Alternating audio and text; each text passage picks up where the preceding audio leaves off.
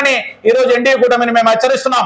కాబట్టి రాజకీయ ప్రయోజనాల కోసం శ్రీబాగు ఒప్పందాన్ని అమలు చేస్తామని పునరుద్ఘాటించినటువంటి జగన్మోహన్ రెడ్డి గారికి రాయలసీమలో ఉన్నటువంటి ప్రజలందరూ కూడా ఓట్లు వేయించి గెలిపించడానికి సిద్ధంగా ఉంటారని తెలియజేసుకుంటున్నాం. జై రాయలసీమ. రాజకీయ వేడి ఆంధ్రప్రదేశ్లో తీవ్రంగా ఉంది. ఈరోజు ముఖ్యంగా రాజకీయ పార్టీల విషయంలో రాయలసీమకు సంబంధించి మేము ఉద్యమకారులుగా అన్ని రాజకీయ పార్టీలు రాయలసీమకు మేనిఫెస్టోలో ఏమి ఏర్పాటు చేస్తాయన్న విషయాన్ని కడదాకా ఎదురు చూసాం. ఎన్డీఏ కావచ్చు, ఇండియా కావచ్చు, ఈ యొక్క రాష్ట్రాన్ని విభజించడంలో కీలక పాత్ర వహించాయి. కాబట్టి మేము ఆ యొక్క పార్టీల నుంచి ఎక్స్పెక్ట్ చేశాం. కనీసం రాయలసీమ ప్రాంతం అన్యాయం అయిపోతూ ఉంది. శ్రీబాగు ఒప్పందం ప్రకారం రాయలసీమకు రాజధాని పెట్టలేదు. కీలకమైనటువంటి అన్నీ కూడా అమరావతి వైపు తీసుకెళ్లడం వలన అన్యాయం జరిగిందన్న విషయంలో మేము ఎన్నో కీలకమైన ఉద్యమాలు చేయడం జరిగింది. మరి ఇండియా మేనిఫెస్టో చూసినా, ఎన్డీఏ మేనిఫెస్టో చూసినా ఏ దాంట్లో కూడా కనీసం ఆత్మగౌరవానికి సంబంధించి హైకోర్టునన్నా కానీ రాయలసీమ ప్రాంతంలో పెడతామని చెప్పేసి ఏ రాజకీయ పార్టీ కూడా పెట్టలేదు.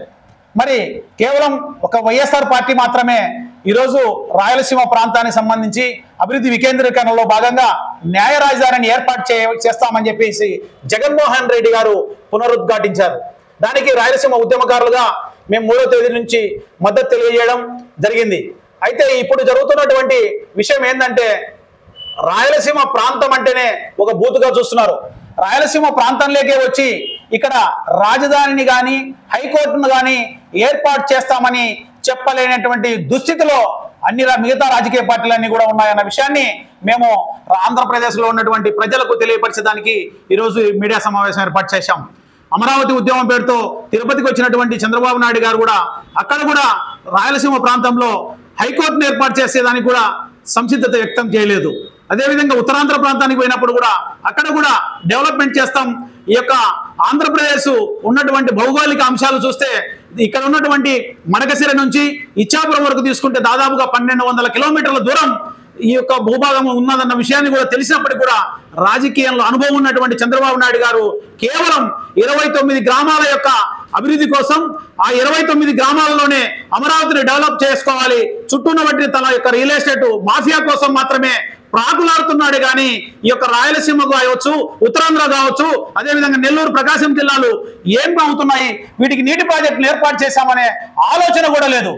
గత ప్రభుత్వంలో అయితే ఈ యొక్క వైఎస్ జగన్మోహన్ రెడ్డి గారు రాయలసీమ ఎత్తిపోతల పథకం నిర్మించి 1,00,000 క్యూసెక్కుల నీళ్లు అంటే రోజు 10 టీఎంసీల నీళ్లు పోతిరెడ్డిపాటి ద్వారా, అదేవిధంగా రాయలసీమ ఎత్తిపోతల పథకం ద్వారా నీళ్లు రాయలసీమ ప్రాంతానికి, తద్వారా నెల్లూరు ప్రాంతానికి కుందు నదిని వెడల్పు చేసి అక్కడ ఉన్నటువంటి సోమశీల, కండలేరు కూడా నీళ్లు ఇవ్వాలనే సత్సంకల్పంతో, అదేవిధంగా ప్రకాశం జిల్లాకు కూడా నీళ్లు ఇవ్వాలని, ఈ 6 జిల్లాలను కూడా కరువు ప్రాంతాలుగా అన్యాయం అయిపోతా ఉన్నాయి. కాబట్టి నీళ్లు ఇవ్వాలని ఒక ఆలోచనతో ముందుకెళ్తే మెద్రాసులతో అన్యాయంగా కోర్టు డిస్ప్యూట్ చేస్తున్నారు. అదేవిధంగా ఈ యొక్క తెలంగాణ ప్రాంతంలో వాళ్ళకు సంబంధించినటువంటి అనుకూలతో కోర్టులో వేసి ఆ యొక్క రాయలసీమ ఎత్తిపోతల పథకాన్ని నిర్మించకుండా అన్యాయంగా ఎదుర్కోవడం జరిగింది.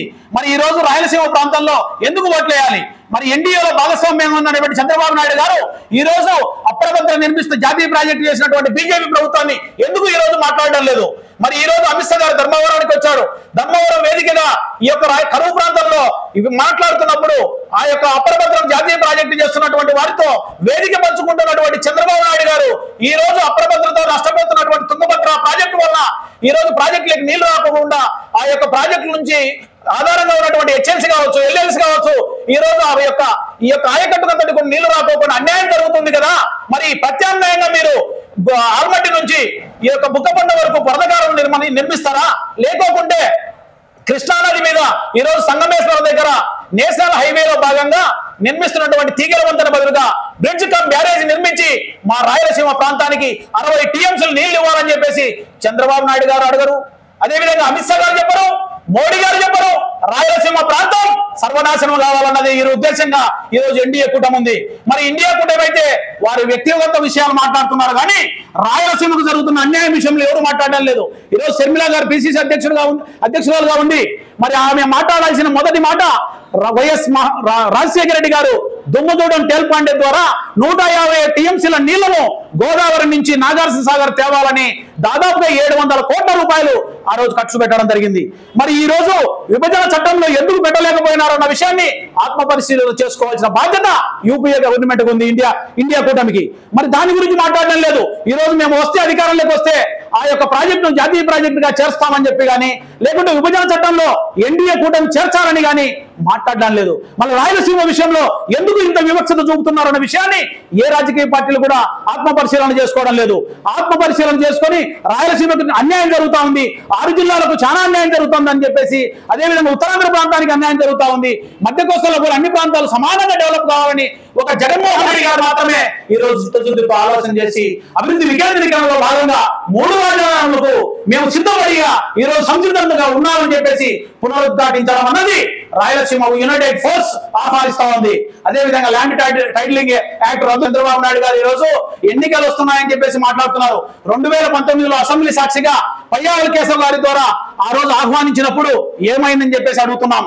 అదేవిధంగా ఈటీవీలో విశ్లేషణాత్మకంగా కథనాలలో ఈ యొక్క రైతులకు ఎంతో అన్యాయం జరిగే విషయంలో కమతాలుగా ఈరోజు ఏబిసి అని ఇంగ్లీష్ లో కావచ్చు, తెలుగులో కావచ్చు, ఈ రోజు ఎన్నో పాస్బుక్లు 1Bలలో అస్తవ్యస్తంగా ఉన్నటువంటి రికార్డులన్నీ కూడా సక్రమ పద్ధతిలో వచ్చేదానికి అవకాశం ఉంటుందని చెప్పేసి మీరే మాట్లాడి మీ పేపర్లలో మాట్లాడినటువంటి మీరు ఈ రోజు రాయలసీమలో ఈ రోజు అనేక సమస్యలకు తగాదాలకు కారణాలుగా ఈ రోజు ఇబ్బంది పడుతున్నటువంటి రైతులకు రీసర్వే ద్వారా ఈ రోజు ల్యాండ్ చట్టం సంబంధించి ఈ రోజు ఎంతో మేలు జరుగుతా ఉంటే ఎందుకు ఈ రోజు రైతులకు సంబంధించి ఈ రోజు అన్యాయం జరిగే విధంగా మీరు ఎందుకు ప్రవర్తిస్తున్నారు?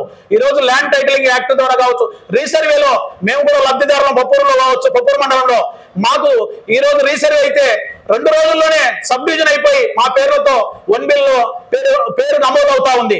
రిజిస్టర్ అయిన వెంటనే మరుసటి రోజు పత్రాలు వస్తున్నాయి, 1Bలో ఎవరైతే కొన్నారో వాళ్ళ పేర్లతో నమోదు అవుతా ఉంది. మరి ఈ రోజు ఒక జిరాక్స్ పేపర్ మాత్రమే ఇస్తున్నారని చెప్పి ప్రాపగాండా చేస్తున్నారు. అది చాలా అన్యాయం. ఎందుకంటే రైతుల పక్షాన, రాయలసీమ ప్రజల పక్షాన పోరాడే మేము ఈ రోజు రిజిస్టర్ చేసినప్పుడు అక్కడ వారికి ఒరిజినల్ పత్రాలు చేతికి అందుతా ఉన్నాయన్న విషయాన్ని తెలుసుకొని మాట్లాడాలి. అవగాహన లోపంతో మాట్లాడడం, ప్రజలను ఇబ్బందులు పాలు చేయడం, ప్రజలను మభ్యపెట్టడం అనేది చాలా బాధాకరం అని చెప్పేసి ఈ సందర్భంగా తెలియజేసుకుంటున్నాం. రాయలసీమలో ఈ యొక్క జగన్మోహన్ రెడ్డి గారి యొక్క సంక్షేమ పథకాల వలన ఈ రోజు మా హక్కుల కోసం మేమందరం కూడా విస్తృతంగా పోరాడుతున్నాం. ఆంధ్రప్రదేశ్ రాయలసీమ ప్రాంతం నుంచి మేధావులు కావచ్చు, రిటైర్డ్ సివిల్ సర్వెంట్స్ కావచ్చు, సో నిర్విరామంగా పోరాడుతున్నప్పటికి కూడా రాయలసీమ ప్రాంతాన్ని సీట్ల కోసం, ఓట్ల కోసం, తర్వాత మనం కట్టే ట్యాక్సుల కోసం వాడుకున్నారే తప్ప రాయలసీమకి ఏ రకమైనటువంటి మేలు చేయలేదు. సో జగన్మోహన్ రెడ్డి గారు ప్రభుత్వం వచ్చిన తర్వాత రాయలసీమ ప్రాంతంతో పాటు మిగతాటువంటి వెనకబడినటువంటి ప్రాంతంలో ఉన్నటువంటి పేదల జీవితాల్లో మార్పు రావడానికి ఒక బ్రహ్మాండమైనటువంటి విప్లవాత్మకమైనటువంటి సంస్కరణలు తీసుకొచ్చి, సో కరప్షన్ని పూర్తిగా పోగొట్టి ఈ పెత్తనందారీ వ్యవస్థ రాయలసీమలో ఏ విధంగా ఉందో మనం అందరం చూసాం. కులాలకి అతీతంగా ఏ ఊరిలో ఉన్నటువంటి పెత్తనందారుడు ఉంటే కనుక తరతరాలుగా అదే ఆ ప్రాంతం తన ఆస్తిగా ఆ ప్రజలను దోచుకోవడమే ఒక హక్కుగా భావించి ప్రజలను దోచుకుంటూ వచ్చారు. సో ఈ 5 సంవత్సరాల్లో వాటికి అన్నిటికీ కూడా పూర్తిగా అడ్డుకట్ట వేసి ప్రజలకి అధికారం ఇచ్చి, ఇంతకుముందు ప్రజలు ప్రభుత్వం దగ్గరికి వెళ్ళేవారు, ఇప్పుడు ప్రభుత్వమే ప్రజల దగ్గరికి వెళ్ళి ఒక పారదర్శకమైనటువంటి పరిపాలన అందిస్తున్నారు. ఇంకా ఎన్నికలు ఒక 4 రోజులు సమయం ఉంది. సో పెద్దలు మిత్రులు నాగార్జున రెడ్డి గారు చెప్పినట్లుగా రాయలసీమ ప్రాంతానికి ఎవరు మంచి చేయలేదు. అమిత్ షా గారు కానీ, మోడీ గారు కానీ, ఇక్కడ ఉన్నటువంటి తెలుగుదేశం పార్టీ వాళ్ళు కానీ, తెలుగుదేశం పార్టీ వాళ్ళు ఒక పని కట్టుకొని పూర్తిగా కక్షపూర్వకంగా రాయలసీమ ప్రాంతానికి వాళ్ళ బావమరిది ఎన్నికలలో గెలుపొందడానికి, రాజకీయ కెరియర్ని కాపాడుకోవడానికి హిందూపూర్ని వాడుకుంటున్నారు. గెలిచిన మరుసటి రోజు పోతే కనుక మళ్ళీ 5 సంవత్సరాల తర్వాతనే మళ్ళీ హిందూపూర్కి వస్తున్నారు. అదేవిధంగా చంద్రబాబు నాయుడు కూడా అదే రకమైనటువంటి పంత. సాగునీటి ప్రాజెక్టులు కానీ, లేదంటే మనకు రావాల్సినటువంటి కేంద్రానికి సంబంధించినటువంటి ఎడ్యుకేషన్ ఇన్స్టిట్యూషన్స్ కానీ, తర్వాత హాస్పిటల్స్ కానీ పూర్తిగా అన్ని అమరావతి ప్రాంతానికి, తర్వాత మిగతాటువంటి కోస్తా ప్రాంతానికి తరలించి వాళ్ళ లాబియింగ్ ద్వారా. సో ఈ రకమైనటువంటి ఒక మ్యాసివ్ డిస్ట్రక్షన్ అనేటువంటిది చేయడం జరిగింది. ఒక సాహసోపేతమైనటువంటి నిర్ణయం జరుగుతుంది.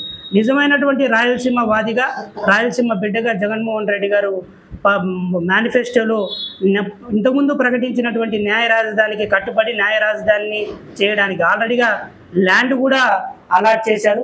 అదేవిధంగా కర్నూలులో ఓన్లీ నల్సార్ యూనివర్సిటీకి, తర్వాత హైకోర్టుకి, తర్వాత ఈఎస్ఐ లాంటి వాటికి, ఇంకా మిగతాటువంటి బ్రహ్మాండమైనటువంటి సంస్థలు కర్నూలు కేంద్రంగా వస్తున్నాయి.